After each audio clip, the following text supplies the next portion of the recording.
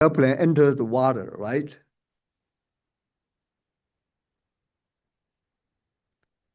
Vertically, you can see how bad the breakup is.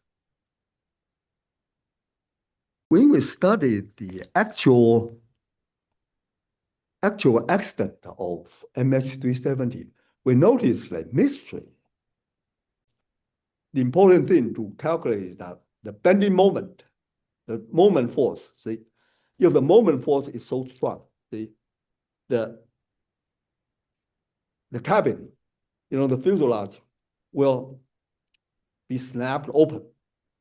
From the simulation, assume that this is the aircraft, we plot, forces acting on the aircraft, etc. All those important things. Aircraft enters the water, when it hits the water, the forces generated by water, are of large magnitude. We came to the conclusion that when the airplane hits the water, it did not break up in the middle, for example. Airplane enter the water, it could enter the water at an angle, right? So we simulated different angle, 15 degree, 30 degree, 45 degree, etc.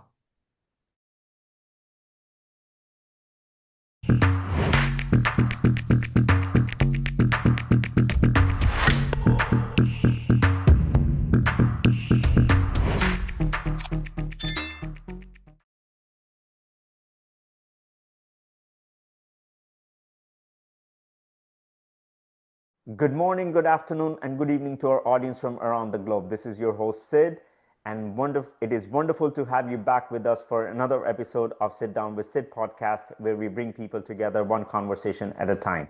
A quick note before we begin. MH370 remains a complex mystery with many conflicting theories. The views expressed by our guests are their own. Our goal is to provide a platform for various perspectives as we continue to piece together this permanent digital archive in our MH370 Deep Dive series. Joining us today is Dr. Goong Chen, a distinguished professor of mathematics and lead researcher on multi-institution studies investigating the commercial physics and fluid dynamics of aircraft water entry. Dr. Chen's extensive mathematical modeling and supercomputer simulations bring a critical scientific and forensic lens to understanding the physical impacts and terminal dynamics surrounding the disappearance of flight MH370. Dr. Chen, you have spent your career mastering complex applied mathematics and advancing our understanding of high-stakes physical phenomena through rigorous computational science. You bring a unique analytical level perspective to this mystery that very few can offer. It is such a pleasure for me to have you here on the show, and thank you for taking the time. Likewise, thank you very much, Sid, for inviting me. Yeah. Of course. Okay, Dr. Chen, for our audience meeting you for the first time, could you take a few minutes and share your background as a mathematician and how you first became drawn towards the world's greatest aviation mystery, MH370? Sid, this is an excellent question. See, I received my PhD training in applied mathematics from the University of Wisconsin-Madison. So when I graduated in the year 1977, I started my career as a mathematician in general. Okay, and what I did was just proving theorems, trying to solve problems of mathematical nature. And because of my background in applied math, so I have put in, a lot of emphasis on applied problems. Still, the most of the research problems are, the kind of work I did was almost 100% theorems and proofs. Yeah, like most of the traditional mathematical training, research mathematical training. And then, I went through the stages of associate professor, full professor, etc. During that period, of course, I expanded my horizon of interests, right? Also, I try to expand my available skills. Okay. See, during that period, mathematics, especially applied mathematics, was greatly impacted by the growth in computational mathematics. Because before 1980 or 1985, most of the applied mathematicians, most of the work that applied mathematicians did was just study and prove, study and prove. And then after 1990, computational math becomes a major tool. Okay, laptops began to emerge, and many new papers on computational math began to appear, and above all, software packages. When people look at the progress of computational science, they look at, hey, look how fast, the computational speed has become, right? But then if you just have super fast computers without matching or even, outstanding software packages, then what you can do is still mostly limited. And especially after, the year 2000, then many outstanding packages have begun to emerge. For example, in the paper that you wanted me to talk about today, right? MH370, it was the cover story of notices of the American Mathematical Society, for that month. Yeah. Software packages powerful software packages began to appear. One of our favorite software packages was OpenFOAM. Okay, it was very powerful for solving, fluid dynamics problems. Yeah, my students and I were just beginning to learn how to apply OpenFOAM. See, if you look at my CV, you may notice that, a few months prior, we have published a paper on, OpenFOAM. Also in the notices of the American Mathematical Society, introducing, what the software package can do, and plus, several examples. Yeah. And then pretty soon, the tragedy of MH370, happened. And at that time, everybody and almost every day, every night, over the television, what you can hear is, what happened today about MH370, this and that, right? And at that time, I began to ask myself, hey, since we have just learned how to use OpenFOAM, this software, right, for computing fluids problems, and why don't we try it, for the MH370 so-called water entry problem? Yeah. And I was also extremely blessed to have, a couple very outstanding, extremely smart PhD students. They quickly learned how to use the OpenFOAM software. And then we began to look at the problem, which is called fluid structure interaction, right? And during that time, we basically knew nothing about MH370 other than what we heard that the airplane, of the Malaysia Airlines dropped, into the Southern Indian Ocean. That's all we knew. Yeah. And we said, why didn't we try to, sort of simulate the so-called water entry problem, right? It involved not just fluid dynamics, but also, fluid structure interactions. Airplane, when it enters the water, it will uh, uh, interact with the fluid, okay?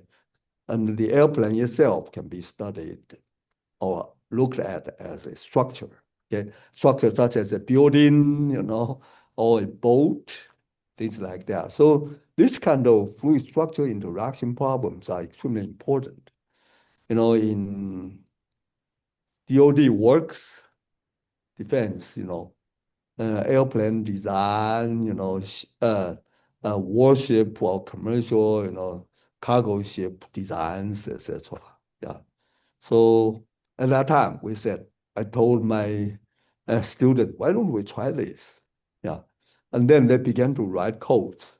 And they are extremely smart, I have to say. And most of the credit actually should be given to them because even though I try to learn, computational software, but my knowledge goes no far beyond, Fortran. Okay, that's the kind of computer science training I had, when I was a PhD student. And later on, computational science moved very fast, right? But for the older generation, they cannot keep up with the fast evolution of the computational software language and hardware. Not to say hardware, it's even more complicated.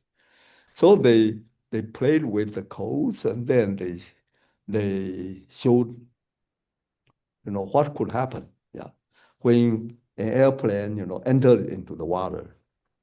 So if the audience have time to actually read the paper in this issue of the notices of the American Mathematical Society, they have seen that there are many simulations, right? For example, one basic question is the different scenarios of water entry. For example, we have heard from the miracle on the Hudson, uh, the the captain of the airplane, slowly ditched on the Hudson River, and then the aircraft was intact, right? And nobody suffered even minor injuries. That's a miracle, So that's a scenario, and of course, if say the pilot is not as experienced uh,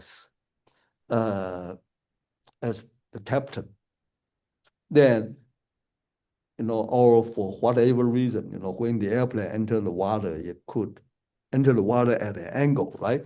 So we simulated different angle, 15 degree, 30 degree, 45 degree, etc.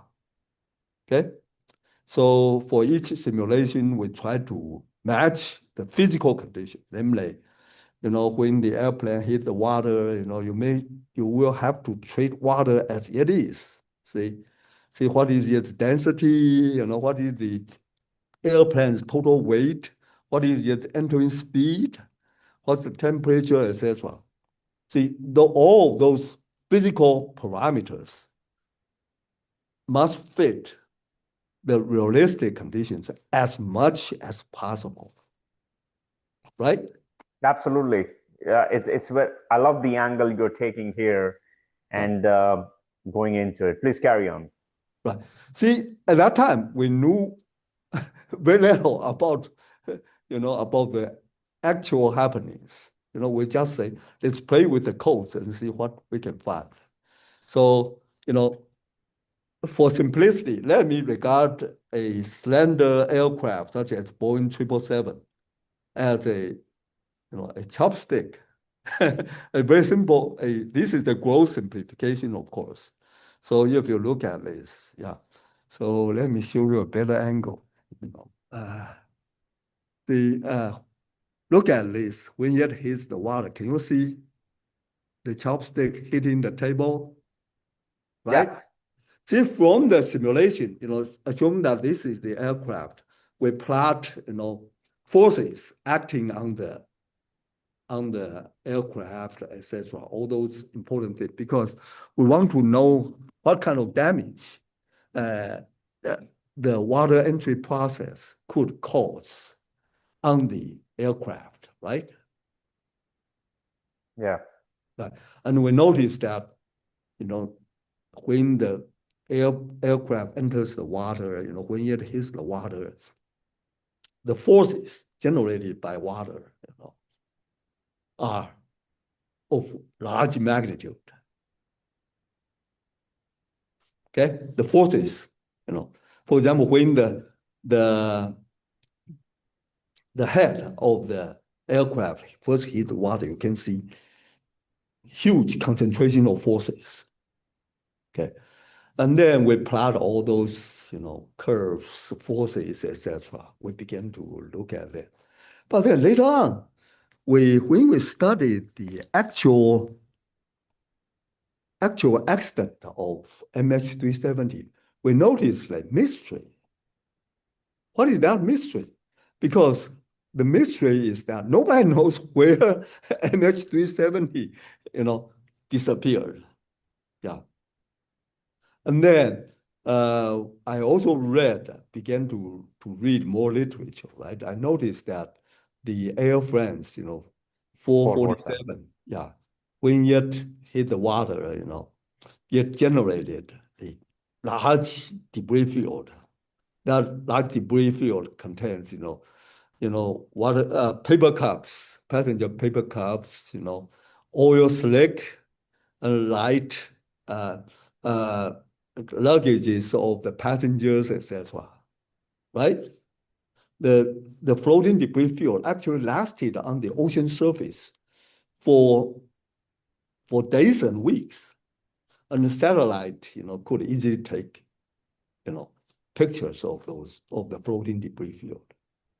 And then I suddenly noticed that, hey, MH370 became a mystery just because no floating debris field was ever discovered. Okay, right? So that's our first logical observation. And then based upon this first logical assertion based upon observation, right? First logical assertion, yeah. So based upon this logical assertion, then we came to the conclusion that when the airplane hits the water, it did not break up in the middle, for example. Okay, because if it broke up in the middle, then so you can easily see, just use your finger to experiment this. If this my index finger represents the airplane, when this represents the surface, when it hits it, you see that it bends, right? Right? So similarly, if I use this chopstick, you can see that when it hits the water, it bends, right? So here the important thing to calculate is that the bending moment, the moment force, see, if the moment force is so strong, see, the cabin, the fuselage will be snapped open. When you have, an airplane fuselage, breaking open, then you can see all kinds of light stuff, paper cups, small packages, large luggages, etc., would all leak out. And this will generate, a large floating debris field. So our second assessment was that the airplane, when it entered water, it didn't snap open. Okay, it may not totally break up into two pieces, but it did not have, say, a large hole on the fuselage. Therefore, that's why there was no large floating debris field generated. Does that sound reasonable? No, very interesting, because I'm listening to you and I do have a lot of follow-up questions, but it's great that you're giving this explanation, because I just want to know, for example, when you are showing this chopstick as a plane, and you're saying when the nose hits the ocean, does it also not depend on which angle it hits in order to disintegrate? Because if it's a steeper angle, it's going to probably have a more impact upon uh, entering the water. Correct me if I'm wrong. Versus if it's gliding like this, just like Miracle on the Hudson was, it was glided like this. I was here, and I could not believe what I was seeing, and I was literally 10 minutes away from that place. And when I saw, I could not believe how people were standing on the wings of the Hudson River. So give us a little bit more in depth of how you came to this conclusion.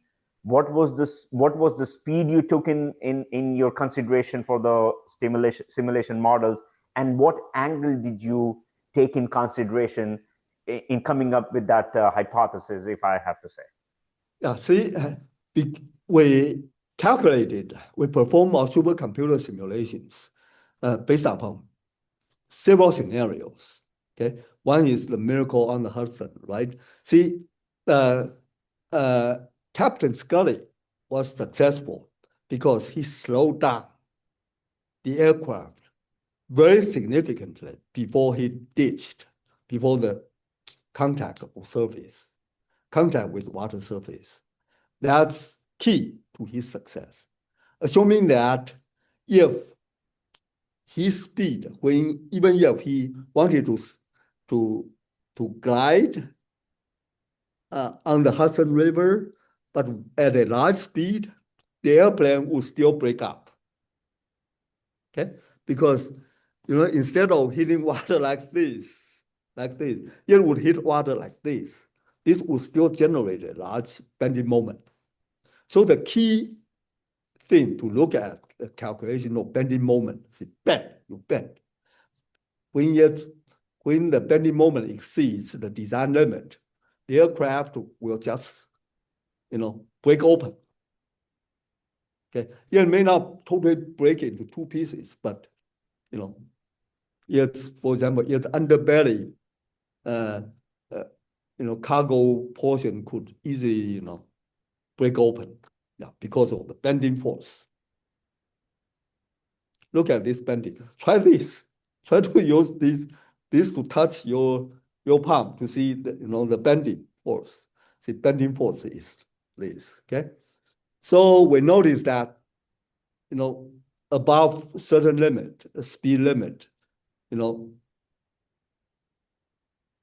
don't need a very steep angle. You can have, say, almost whatever angle. Okay, it will generate large bending moment that exceed the safety design limit and cause the cargo cabin to break open. Okay, that will generate a considerable floating debris field. Okay. Interesting. Yeah. So you are saying it's the speed, not the angle at which. No, both. Okay, both. Okay. Both. Okay. Actually, see, and then after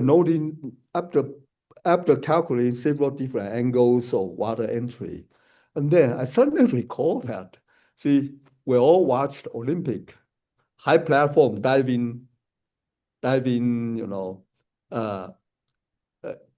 games, right? Olympic, we see that if the diver, from high platform, they dive down. If the splash water is too high, then they don't have a chance to get the Olympic medal, all right? Why the water splashing becomes high, will stop that diver from getting the medal, because when the splashing water is high, this means the water entry is not smooth. That causes, the splashing of water. And the best high platform water diver, goes into water, at almost exactly the 90-degree angles, such that there's basically little or even no splashing of water. So we said, this must be the reason, because when you enter the water smoothly, then the body of the aircraft was subject to the least amount of, bending force, and then also possibly the resistance force. Does it make sense? Yes, that's a great example actually, because I used to watch Olympics a lot. And now when you're telling about the diver, I saw every time they landed not as smooth, the splash of water will be higher, versus if they landed like straight, like a 90-degree dive, it was the smoothest entry. And the better the dive was, that's how they were awarded the medal in terms of rankings. Yeah, if you cause, even a small amount of splash, then sorry, no medal. Okay, the medal is reserved for the diver who basically caused no splash in the water. Okay, that's because the water entry is the smoothest. Okay, but I have something more to tell you in that regard. Okay, I have some newer video to show you. Once we finish this narrative section, so and so I can share the new video to you. Okay, Please. So yeah, so this is how we came to the conclusion that the airplane must come into the water at almost a vertical,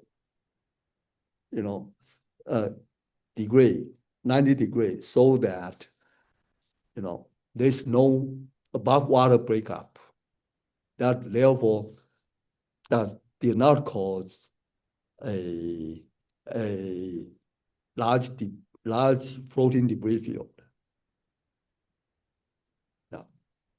Dr. Chen, that's But great. then, okay, but then I must say that during that time, our understanding of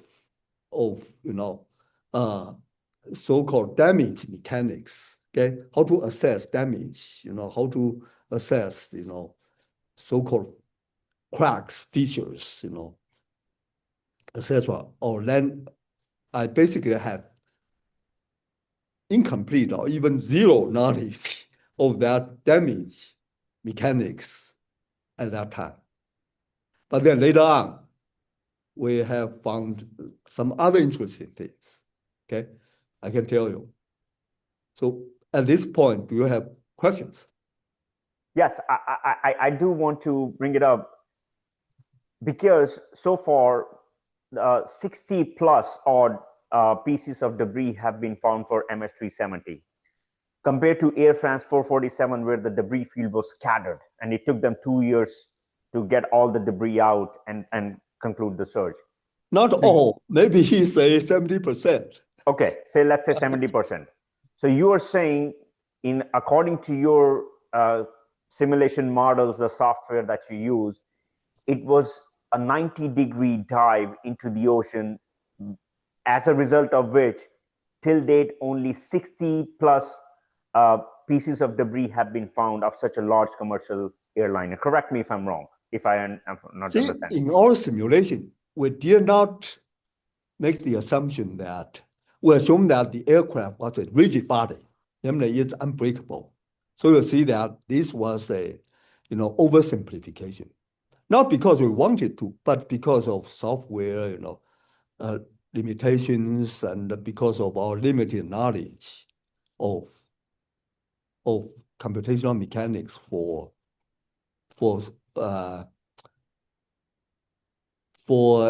material which is breakable, things like that. So we just assume that at the time of water entry there was no breakage, no damage. Okay. Okay. So you can let me know whenever you want to share the screen. I do have a lot of questions here, but whenever you want to share your screen, you can just let me know. I'll let you do that. I want to ask you. I'm going to come back to this more technical part. Your initial study on MH370 brought various researchers throughout institutions like MIT, Penn State, and Texas A&M. My question to you is, how did you assemble this team of mathematicians, aerospace engineers, and fluid dynamicists to tackle such an aviation mystery? Actually, in my case, it was simple because for example, I knew Professor Phil Morris, right? Phil Morris, who is a Boeing/A.D. Weller, professor of aerospace engineering at Penn State. See, my second job was a math professor at Penn State for 9 years. Yeah. So I knew Professor Phil Morris very, very well because, I'm an applied mathematician, right? He sent his PhD student to take my courses, etc. So I began to know him very well. And during that time, Professor Eric Patterson was also at Penn State. He was very good at open form. So he always told me that, hey, try to use open form. It's very powerful. Eric Patterson then later became the chairman of the aerospace engineering department at Virginia Tech. So I knew two of them already. Yeah. And then the fourth, Professor Thomas Wildpicky, yeah, from MIT. I have never met him, but I read, some of his papers. And one of his papers, expressed his opinions and our findings about MH370, right? So I wrote to him, okay, and showed him some of our simulation results. And I just asked him point blank, would you be interested to collaborate? And he immediately agreed. Yeah, so that's how the team is assembled. Yeah, but it's a good question. See, it's not always possible, to assemble a so-called dream team with all the specialties. Yeah, but in this case, because I already knew most of the co-authors. Yeah, like my PhD students. Phil Morris, Eric Patterson, and then Professor Thomas with Picky. With Picky, he was also very generous. Interested in this kind of problem. So we just together wrote it. Yeah. Wow. And would you mind sharing, Dr. Chen, a little bit about what were some of the primary computational and mathematical hurdles, such as handling multi-phase fluid structure interactions and turbulence, that made you use this software as an absolute necessity to come to this conclusion, or for your work dedicated towards MH370? I would not say that this software is absolutely needed. Okay, these days, newer software packages on fluid dynamics or on fluid structure interactions have been emerging all the time. Okay, but during that time, even now, this software open form, it is not based upon finite element methods. It's based on so-called finite volume method. Yeah, it does have many nice features, turbulence modeling, high accuracy, etc. Yeah, so we have benefited from using it. Okay, and there is at least some limitation as regards to to study, for example, the damage dynamics. Okay, because with regard to the damage such as fracture or breakup of the structure, I believe open form is somewhat limited. Okay. Yeah. Okay. So Mhm. every software has its strengths and weakness or weaknesses. Yeah. So you need to try, sometimes several, if at all possible, yeah, to see which one works out best, Interesting. works out better. Yeah. And I want to ask you, from your perspective, how do supercomputer simulations of aircraft water entry model structural failure and fuselage behavior during high-speed impacts?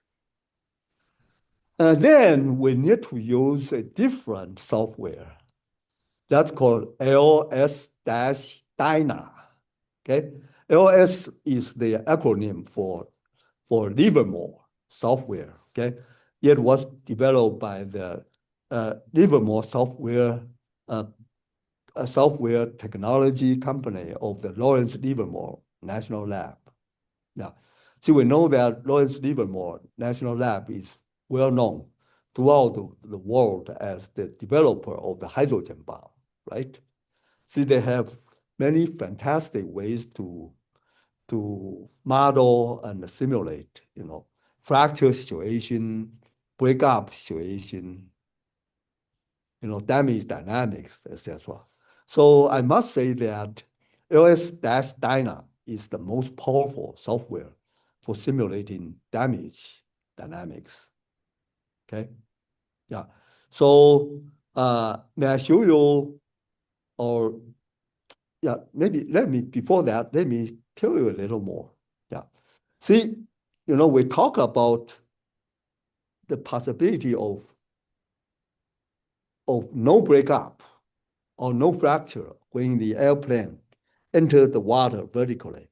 But in reality, there will be fracture and damage, okay? Now, then the question becomes this. When there is fracture and damage, and obviously some things from the inside the aircraft will leak out, right? Will leak out. Still, nobody has found any leakage or floating debris field, at least during many weeks after the crash. See the wreckage, the pieces of wreckage, found, happened, a whole year after, MH370 disappeared. So there is a second question. If there is leakage of debris, into the water, how come it took so long to be able to find such debris, right? Such as a large chunk of aileron, right? And plus, some smaller pieces of wreckage, Well, there is actually a good explanation. The explanation, I should thank my old friend, Dr. Moses Chan, who works for the National Oceanographic, agency. Yeah. The thing he explained to me is that, can you see the drawing here? Yes, I can see the drawing. We can't read. It's a little bit far for You us to cannot read. read. So let me move the table a little bit. Yeah. Please, thank you, if you don't mind. Thank you.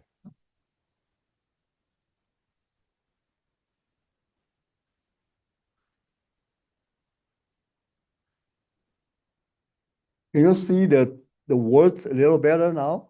Yes, can see ocean surface on top. I can see the temperature. And is it thermoclinic next to the temperature? See, it's called thermocline. Okay. Thermocline. Okay. So this represents a ocean circulation current. It's called convection. Convection. Okay.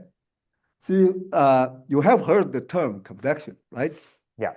Convection basically says that, there is something near vertical circulation, okay, of the water there, so that you have something lighter, such as paper cups, or a marker like this, whose density is not heavy. So then the buoyancy of the ocean water, okay, will circulate in such a way that lighter stuff will come to the top, while heavier stuff will sink to the bottom. Okay. Now here is the interesting thing. See, it is not always that lighter things will always go up, okay? Because there is a surface called thermocline. Thermocline is a surface such that below it, there will be no convection, okay? In other words, if you have a paper cup that has gone here, then eventually it will sink to the bottom, even though it is light, okay? And it will not flow past thermocline. In other words, thermocline is an internal barrier of inside the ocean, under the ocean surface, such that above it, there will be vertical or horizontal, water circulation. For example, wind blows, right? Wind blows that often generate, horizontal circulations. But then vertical circulation is usually due to convection. Okay, convection, lighter water, water lighter, you will go to the top, heavier water will go down, it becomes vertically circulate.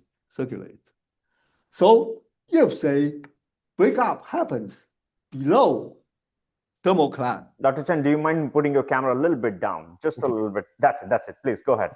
Please carry on. So if breakup happens below thermocline, then all the leaked, matters, things will not flow to the top. Very interesting, actually. Yeah, this is thermocline. Okay. Then I suddenly began to realize that when the water entry of MH370, when it vertically enters the water, there will still be breakup. Okay. But the question is, how deep is the thermocline? Take a guess. Take a guess. You're saying how big is the radius of the? No, how deep, okay, from the ocean surface to the thermoclinic surface, okay? How deep is this? This is the first time I have heard this term, so please educate me and our audience. Just take an arbitrary guess. Could be, I don't know, 1,000 feet. I'm just taking a guess. As I said, I've not heard this word before. Okay, thermocline, could vary. Okay, at least you got part of it right. Yeah, it varies according to the bottom geographic shape of the ocean bottom, right? Also depending on the temperature, right, etc. Yeah. In the Indian Ocean, the shallowest part of the depth of the thermocline is only 40 meters. Oh, okay. See, we know that 40 meters is not even the whole length of the Boeing 777. Boeing 777 is something like 63.5 meters long. Okay? So when it enters the water and it broke open, then you don't see floating debris. Those things will gradually sink to the bottom. So the presence of the thermocline surface is one of the determining factors for whether there exists a floating debris field or not. Okay? And then, in the southern Indian Ocean, near Seychelles and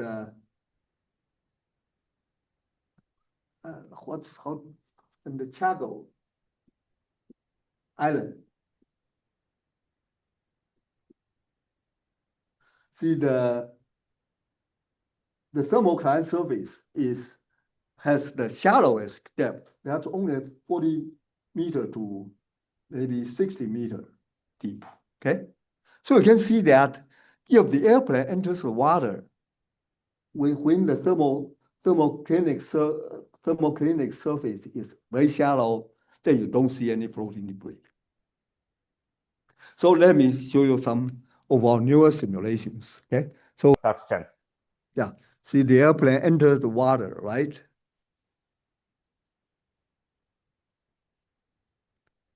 Vertically, you can see how bad the breakup is. Very interesting. I'm going to play it one more time for our audience. Please be reminded that this is still a crude simulation, okay? But you can already see that the airplane, broke up very, very severely. and the water entering speed is 450 miles per hour. It is actually slower than the cruising speed of Boeing 777. That cruising speed is 600 miles per hour. Okay. Wow, this is interesting. This is unbelievable. Thank you for sharing this with us, Dr. Chen. Yeah, but this, please be reminded, all the audience, please be reminded that this is still preliminary. Okay. So more, rigorous and more careful simulation will be developed later.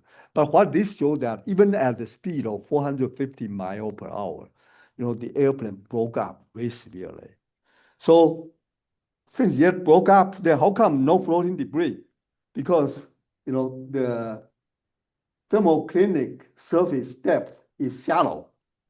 So when the airplane, pushes itself into the water, down all the debris, below the thermoclinic surface. So the airplane, in my current understanding now, did break up. Okay, and there would be thousands, if not hundreds of thousands of such debris pieces. Okay, but this needs to be determined. Also, when the large chunk of metal, such as fuselage, broke up, I don't know if it may cause the detection of metal by ocean infinity or not. Okay, so these are to be considered in their, in their search process. See, do you know what I meant to say? Yes. So from my understanding, what you're saying is that the thermocline depth where this MH370 entered was shallow, as a result of which most of the pieces went below the thermocline level, and that's as a result of which very few pieces of debris have been found till date. Correct me if I'm wrong. Right, exactly. Yeah. Also, those pieces which were later found were due to ocean currents. Okay, they pushed. Actually, I have a nice geography map I wanted to show you, but since now look at the green region, the blue-green region immediately above the island of Madagascar. Are you talking about this? No, below, lower. Yeah, lower. No. Immediately above the island of Madagascar. Yes, there's thermocline Oh, ridge. thermocline ridge right here. Okay. See, that is the area of the Southern Indian Ocean with the shallowest thermoclinic depth. Okay, and look at the orange color region, passing through the thermoclinic ridge, right? See, that represents ocean current. Go up, higher. Yeah, even higher. Yeah, no, right. It goes down. That this orange color thing, this represents ocean current. Okay, so if you look at it, the ocean current passes right through the thermoclinic ridge, which has the shallowest thermoclinic depth. Okay, and we need to remind ourselves that Reunion Island is not too far from the ocean current flow range. Can you hear me? Yes, very wow. Therefore, in my speculation or in my understanding, that's how those debris were found, okay, near the Reunion Island, which is to the east of the island of Madagascar, right? Very interesting. Okay, so so maybe, yeah, just a suggestion, maybe Ocean Infinity should look at the issues of ocean current and also the depth of thermoclinic ridge and thermoclinic surface, and that could help, right? But these are just my speculation because before the wreckage is actually found, everything and anything is speculation, right? But I try to explain things from, a more scientific point of view. No, this is outstanding, actually, Dr. Chen. I mean, this is all new information, and the reason of bringing you on today was you bring a different perspective to this mystery, and it is great to see things from a different lens, from your lens. Let's put it that way. Yeah, I try to put all human factors, aside, okay? Only talk about, scientifically based upon some scientific based, facts, knowledge, etc. But, I know only so much, right? So let everyone, pitch in to contribute their own special insights, okay? Dr. Chen, I have a question. The video that we showed, the simulation of the aircraft entering at 90 degrees dive, Yeah. you mentioned the speed 450 miles per hour. I took Yeah. a note of that. Yeah. Could you tell me how did you get that speed and why did you choose only 450, not 540, 440? Well, it's somewhat arbitrary, yeah, because we are just at a preliminary stage, so we need to try various scenarios, okay? That's all I can say. And have you tried it at a lower speed or a higher speed? Not yet, not yet. See, And do you plan on conducting such experiment with a different speed as well to see the scattered field of debris? I hope so. But remember, such calculations take days and weeks on the supercomputer, okay? And it costs money. And right now, I basically do not have outside funding. So, we need to be, I must be very conscientious about the expenditure. I need to buy supercomputer hours from our supercomputer center, see. Oh, okay. So this is all probably your own funding that has gone into the Right, initial simulation. right. Yeah, my Oh, own wow. resources, yeah. Okay. And I must be very conscientious about the expenditure. I need to buy supercomputer hours from our supercomputer center, see. oh, okay. So this is all probably your own funding that has gone into the Right, initial simulation. right. Yeah, my Oh, own wow. resources, yeah. Okay. So approximately how much something like this costs? Because maybe a crowdfunding is the way to go in order to raise funds. Um, this is just I'm saying because what you have shown in your initial simulation is very interesting. You know. Thank you. Yeah, see, I would be delighted to receive crowdfunding. Yeah, I would be delighted. It would be extremely helpful.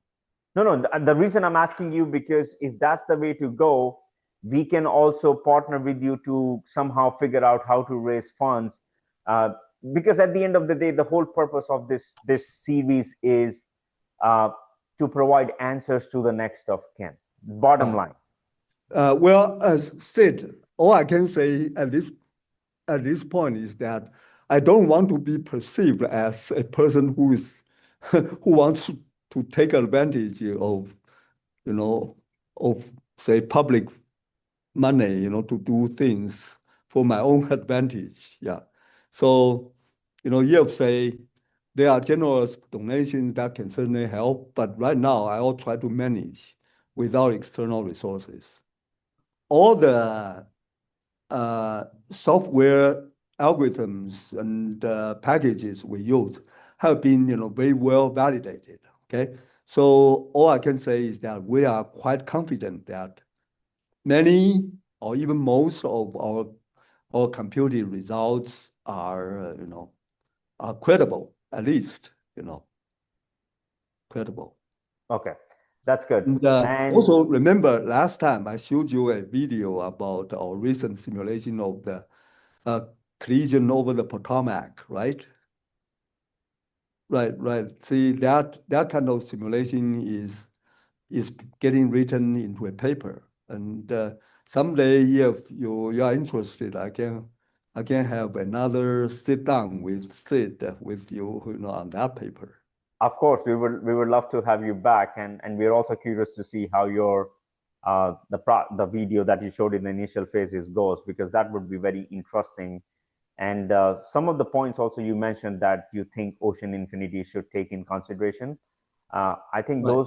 those are very uh, genuine, if I have to say, or valid questions or points that they must or should take in consideration. In consideration. It might help them. That's all I can say. Okay. Okay. I don't Uh, want people to think that I'm taking advantage of your podcast as a way to raise my own fund. That would not be that would not make me getting viewed very positively in the eyes of the audience. Okay. No, no, of course. Listen, first of all, you are a busy person. I know that. And you were so grateful to accept the invite. And,